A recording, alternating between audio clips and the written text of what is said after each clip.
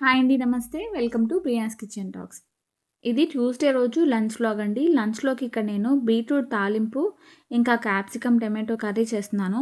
Beetroot తాలింపు ఇంత సింపుల్‌గా చేస్తే కూడా టేస్ట్ మాత్రం చాలా బావుంది. ఇంకా క్యాప్సికమ్ టమాటో కర్రీ కూడా అంతే.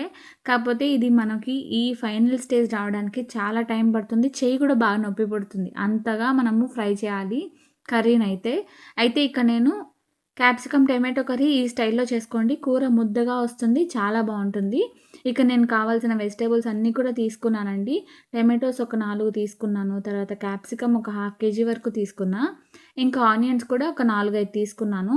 బీట్రూట్ అయితే ఇది ఒక్కటే హాఫ్ కేజీ అండి. హాఫ్ కేజీ బీట్రూట్ మాత్రమే తీసుకున్నా.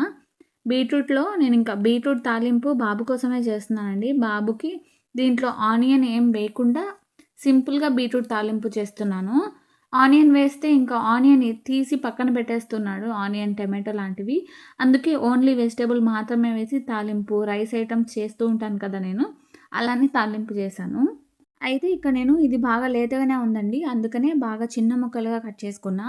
ఒకవేళ ముదురుదుంటే కొంచెం పెద్ద పీసెస్‌గా కట్ చేసుకున్నా కూడా జస్ట్ కుక్కర్‌లో ఒక విజిల్ పెట్టేయొచ్చు. బీట్రూట్ బాగా ఉడికిపోతుంది.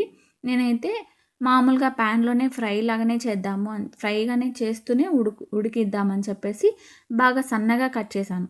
తర్వాత ఇంక నేను ఆనియన్స్ కూడా చాపర్‌లో వేసి చాప్ చేసుకుంటున్నాను. ఈ చాపర్‌లో వేసి చాప్ చేయడం వల్ల చాలా ఈజీ అయిపోయింది నాకు కూర మాత్రం. లేదంటే కనీసం ఒక గంట పైన పట్టేసేది ఈ కూరగాయ ముక్కలన్నీ కట్ చేసేలోపు. ఇంకా టమాటోస్ కూడా అంతే అండి. అలానే పెద్ద ముక్కలుగా కట్ చేసి చాపర్‌లో చాప్ చేసేసాను. ఇది నాకు బాగా హెల్ప్ అయింది. టమాటోస్ అన్నీ కూడా బాగా సన్నగా కట్ చేశాను. మామూలుగా నేను ఆనియన్స్, టమాటోస్ మాత్రమే కట్ చేస్తా చాపర్‌లో. అది కూడా ఎప్పుడన్నా ఒకసారి మాత్రమే. కాకపోతే ఈసారి క్యాప్సికమ్ కూడా వేసి ట్రై చేశాను. ఇది బాగా కట్ అయితదా లేదా అని చెప్పేసి. లేతగా ఉన్న వెజిటబుల్స్ ఏవైనా కూడా ఈజీగానే కట్ అయిపోతున్నాయి చాపర్‌లో. ఇంకా టమాటోస్, ఆనియన్స్, క్యాప్సికమ్, బీట్రూట్ అన్నీ కూడా కట్ చేసి పెట్టుకున్నాను. ఫస్ట్ అయితే ఇక్కడ నేను తాలింపు స్టార్ట్ చేస్తున్నానండి.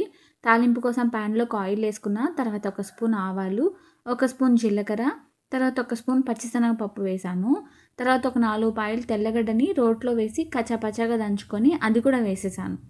తర్వాత కరివేపాకు కూడా వేసి తాలింపులో వేగిన తర్వాత ఇప్పుడు అందులోకి బీట్రూట్ వేసేసాను. ఆనియన్ ఏం వేయట్లేదండి. బాబు అస్సలు తినట్లేదు ఆనియను. దాని వరకు మళ్ళీ పక్కన తీసి పెట్టేస్తున్నాడు. ఇంకా బీట్రూట్‌తోనే రైస్ కలిపి పెడదామని చెప్పి బాబు కోసం మాత్రమే చేస్తున్నా తాలింపు. ఇంకా బీట్రూట్ వేసి బాగా కలుపుతూ ఇంకా లో ఫ్లేమ్‌లో పెట్టేశాను. ఇంకా అది మగ్గాలి గదా! ఇంకా పక్క స్టవ్ పైన మళ్ళీ కర్రీ కోసం స్టార్ట్ చేశాను. ప్యాన్‌లోకి ఒక 3 స్పూన్ల దాకా ఆయిల్ ఏసుకున్నా. తర్వాత జీలకర్ర మాత్రమే వేశానండి. ఆవాలు, తాలింపు గింజలు ఏం వద్దు. జస్ట్ జీలకర్ర మాత్రం వేసుకోండి. తర్వాత కరివేపాకు వేశాను. తర్వాత ఆనియన్స్ కూడా వేశాను. ఇంకా అది మగ్గుతూ ఉండగా ఇంకా నేను బీట్రూట్‌ని కూడా మధ్య మధ్యలో చెక్ చేస్తూనే ఉన్నాను. మనకి బీట్రూట్ కూడా బాగా మాడిపోకుండా చూసుకోండి. లేదు మీకు ఇక్కడ బీట్రూట్ కొంచెం మగ్గాలి అనిపిస్తే కొద్దిగా వాటర్ ఏసుకోండి. నేనైతే ఏం వేయట్లేదు. బీట్రూట్‌లో మళ్ళీ కొంచెం సాల్ట్ వేసి ఇంకా మూత పెట్టి మగ్గిస్తున్నాను. ఇంకా ఆవిరికి ఉడుకుతుంది కదా అని చెప్పేసి. తర్వాత ఈ గ్యాప్‌లో ఇంకా ఇక్కడ ఆనియన్స్ కూడా మనకి బాగా మగ్గిపోయినాయి. తర్వాత ఇప్పుడు అందులోకి ఒక స్పూన్ వరకు అల్లం తెల్లగడ్డ పేస్ట్ వేసుకున్నా. అల్లం తెల్లగడ్డ పేస్ట్ కూడా వేసిన తర్వాత దాన్ని కూడా ఇంకా బాగా మిక్స్ చేస్తూనే ఉండాలి. పచ్చిదనం అంతా పోయేంత వరకు. ఈ కూరకి మనకి చెయ్యి కొంచెం స్ట్రాంగ్‌గా ఉండాలండి. ఎందుకంటే కలుపుతూనే ఉండాలి. కలిపి ఆయిల్ బాగా పైకి తేలేంత వరకు ఫ్రై చేస్తూనే ఉండాలి. లేకపోతే పచ్చి పచ్చిగా ఉంటుంది. అసలు బావుండదు. ఇలానే చేసుకుంటేనే బావుంటుంది క్యాప్సికమ్ టమాటో కర్రీ. అల్లం తెల్లగడ్డ పేస్ట్ కూడా వేసి అది కూడా బాగా పచ్చిదనం పోయిన తర్వాత ఇంకా క్యాప్సికమ్ ముక్కలన్నీ కూడా వేశాను. వాటిని కూడా ఆయిల్‌లో బాగా ఫ్రై చేశాను. తర్వాత టేస్ట్‌కి సరిపడా ఉప్పు వేసేసాను. ఇంకా కొంచెం పసుపు కూడా వేశాను. ఇంకా పసుపు వేసి మూత పెట్టి మగ్గిస్తూనే ఉన్నానండి. చూడండి క్యాప్సికమ్‌లో కూడా మనకి వాటర్ కంటెంట్ ఎక్కువగానే ఉంటది. కాబట్టి మూత పెట్టి ఉడికిస్తున్నాను. క్యాప్సికమ్ అయితే ఉడుకుతూ ఉంది మధ్య మధ్యలో. ఇంక నేను బీట్రూట్‌ని కూడా చెక్ చేసుకుంటున్నాను. రెండిటిని కూడా పక్కపక్కన చెక్ చేసుకుంటూనే ఉన్నాను. వాటర్ ఏం వేయలేదు కదా! కాబట్టి మాడిపోకుండా రెండిటిని ఫ్రై చేస్తూనే ఉన్నాను. బీట్రూట్ కూడా ఆల్మోస్ట్ మనకి ఉడికిపోయింది. ఇంక దాంట్లో కారం వేసి 2 నిమిషాలు ఫ్రై చేసి ఆపేయడమే. లేదు అనుకుంటే మీరు దాంట్లో శనగ్గింజల పొడి కూడా వేసుకోవచ్చు. ఇంకా క్యాప్సికమ్ కూడా ఆల్మోస్ట్ బాగా ఉడికిపోయింది. ఇంకా టమాటోస్ వేసేసాను. టమాటోస్ వేసి మళ్ళీ బాగా కలిపానండి. ఇంకా టమాటోస్‌లో కూడా వాటర్ ఉంటుంది కదా! ఇంకా అది కూడా బాగా రిలీజ్ అవుతుంది. ఇంక మనకి బీట్రూట్ అయితే బాగా ఉడికిపోయింది. అందులోకి లైట్‌గా కారం వేశాను. కారం వేసేసి ఒక 2, 3 నిమిషాలు బాగా కలిపేసి ఆ కారంకున్న పచ్చిదనం అంతా పోయేంత వరకు ఫ్రై చేశాను. తర్వాత బీట్రూట్ అయితే అయిపోయింది. దాన్ని స్టవ్ ఆఫ్ చేసేసాను. ఇంకా ఇక్కడ టమాటోస్ నుంచి కూడా వాటర్ బాగా రిలీజ్ అయింది. ఇప్పుడు ఇందులోకి మనం మసాలాలు వేసుకుందాము. 2 స్పూన్ల వరకు ధనియాల పొడి వేశాను. తర్వాత కారానికి సరిపడా కొంచెం కారం కూడా వేశాను. వేసి ఇంకా అవంతా కూడా బాగా కలిపేస్తూనే ఉన్నాను. ఇదంతా కొంచెం ఎక్కువ క్వాంటిటీగా కనిపిస్తుంది గానీ, మొత్తం కూర అయిన తర్వాత జస్ట్ సగం బౌల్‌కి కూడా రాలేదు. చాలా తక్కువయింది కూర. అంటే ఇంక అదంతా బాగా వేగిపోయి, ఆ వాటర్ అంతా కూడా ఇంకిపోయి, ఆయిల్ బాగా పైకి తేలేంత వరకు ఫ్రై చేస్తూనే ఉండాలి. ఈ కూర చూడడానికి చాలా సింపుల్‌గా అనిపిచ్చింది గానీ, కొంచెం టైమ్ టేకింగ్ అనిపిస్తుంది. కటింగ్ గానీ, ఇంక అదంతా కూడా బాగా మగ్గడానికి. చూడండి కూర బాగా దగ్గర పడింది. వాటర్ అంతా కూడా బాగా ఎవాపరేట్ అయిపోయింది. ఇప్పుడు ఆయిల్ కూడా బాగా పైకి తేలింది. కలుపుతూనే ఉన్నాను కదా! ఇంక ఈ స్టేజ్‌లో ఇంకా స్టవ్ ఆఫ్ చేసేసుకోవడమే. నాకైతే కొంచెం సాల్ట్ తక్కువ అనిపిచ్చింది. ఏంటో ఈ ఉప్పు అసలు ఎంత ఏసినా గూడా అసలు ఉప్పగానే లేదు. అసలు సాల్టే తెలియట్లేదు. కొన్ని కొన్ని ప్యాకెట్స్ అలానే వస్తున్నాయి. ఏమో మరి. మీకేదైనా మంచి ఉప్పు తెలిస్తే నాకు సజెస్ట్ చేయండి కామెంట్ సెక్షన్‌లో.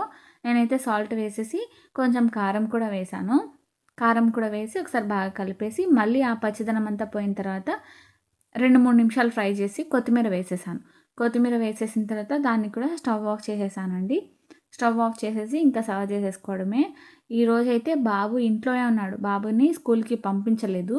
కొంచెం లేట్‌గా లేసాడు. అంటే 2, 3 నెలలకి ఒక్కసారి ఒక్కరోజు అలా లీవ్ పెట్టేసుకుంటాడు. తిరుపతికి వెళ్తే మాత్రం కనీసం ఒక 10 డేస్ హాలిడే వచ్చేస్తుంది. స్కూల్ వాళ్ళిచ్చిన హాలిడేస్ కంటే కూడా ఒక 10 డేస్ ఎక్స్‌ట్రాగా హాలిడేస్ పెట్టేసుకుంటాడు. కాపోతే ఈ మధ్య అసలేం వెళ్ళట్లేదు. కాబట్టి ఇంకా 2, 3 మంత్స్‌కి ఇక్కడుంటే మాత్రం 2, 3 మంత్స్‌కి ఒక్కరోజు లేదా 2 రోజులు మాత్రమే హాలిడే పెట్టుకుంటాడు. కూర అయిపోయింది కదా! ఇంక దాన్ని బౌల్‌లోకి తీసి పెట్టేసాను. ఇంకా బీట్రూట్ తాలింపు కూడా అయిపోయింది కదా! దాన్ని కూడా బౌల్‌లో తీసి పెట్టేసాను. ఇంకా రైస్ పెట్టేస్తున్నాను లాస్ట్‌లో. వేడిగా ఉంటదని చెప్పి లాస్ట్‌లో పెడుతున్నా. మామూలుగా అయితే ముందే రైస్ పెట్టేస్తాను గానీ, ఇప్పుడు లాస్ట్‌లో పెట్టాను. రైస్ కూడా ఒక విజిలొచ్చింది. అది కూడా అయిపోయింది. ఇంకా చెప్పాను గదా నేను, బాబు ఇంట్లో ఉంటే మాత్రం బాబు వీడియోలో కనపడకుండా, లేకపోతే వాడి చెయ్యి పడకుండా ఉండదు. ఇక్కడైతే నేను రైస్ సర్వ్ చేస్తున్నాను. ఇంకా ప్లేట్‌లోకి రైస్ పెట్టేసాను. తర్వాత బీట్రూట్ తాలింపు కూడా పెట్టేసాను. తర్వాత tomato curry, capsicum tomato curry గూడా చూడండి నేను చెప్పాను కదా! చేసేటప్పుడు చాలా అనిపిచ్చింది. లాస్ట్‌లో ఇంత కొంచెం అయింది. కాకపోతే ఇది ముద్దగా కలుపుకొని తింటే మాత్రం టేస్ట్ చాలా బావుంటుంది. నేనైతే ఆ ప్లేట్‌లోది మా హస్బెండ్‌కిచ్చేసి ఆ మనం చేసిన పెనం ఉంది గదా! దాంట్లో అన్నం వేసుకొని కలుపుకొని తినేసాను. నిజానికి అలా తింటేనే టేస్ట్ చాలా బావుంటుంది. ఇంకా బాబు వచ్చాడు. ఇంకా వాడితో కొంసేపు మాట్లాడినాను. తను మీకు హాయ్ చెప్తున్నాడు. మళ్ళీ వెంటనే బాయ్ గూడా చెప్తున్నాడు. అంతే అండి. ఈ వ్లాగ్ నచ్చితే లైక్ చేయండి. బాయ్.